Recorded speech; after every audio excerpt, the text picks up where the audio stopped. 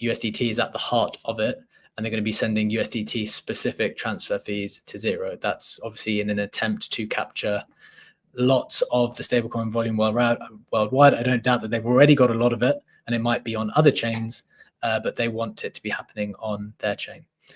So I think that's at least part one of this. The second part is this partnership that they did with Athena recently. So as we know, Tether is number one stablecoin at 140 bill market cap. Circle is number two at 60 bill. And number three is Athena at 4.75 bill. So a huge gap between all of these.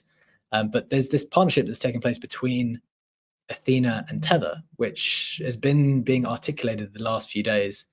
The founder had this to say. This is the founder of Athena. He said 70% of the perpetual swap market is denominated in USDT. So for every unit of short Athena adds to the market, a unit of tethered demand is created.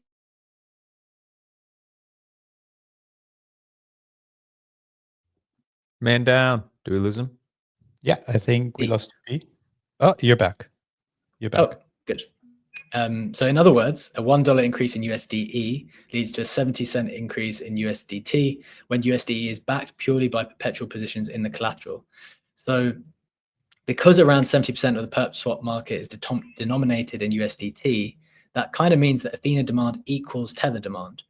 And this has meant that these two teams have started to work together, and interestingly, their slogan, if you look at the Plasma Athena announcement, was pay with Tether and save with Athena.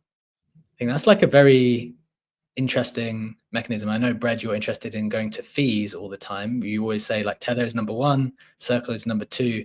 Athena is right up there. I think it might be number 6 or 7 in fees generated. So this is like a little alliance happening here between the number one and number 3 stablecoin. But even in terms of fees generated, Athena is really high as well.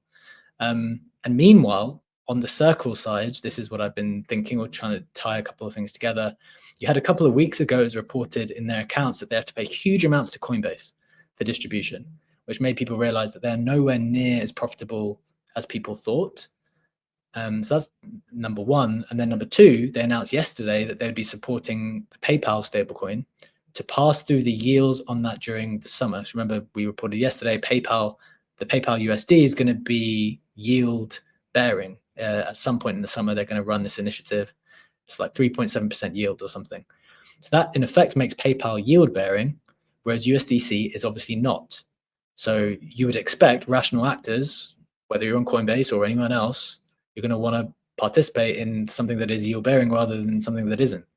So you would think that people are going to switch away from USDC if Circle do not respond in kind.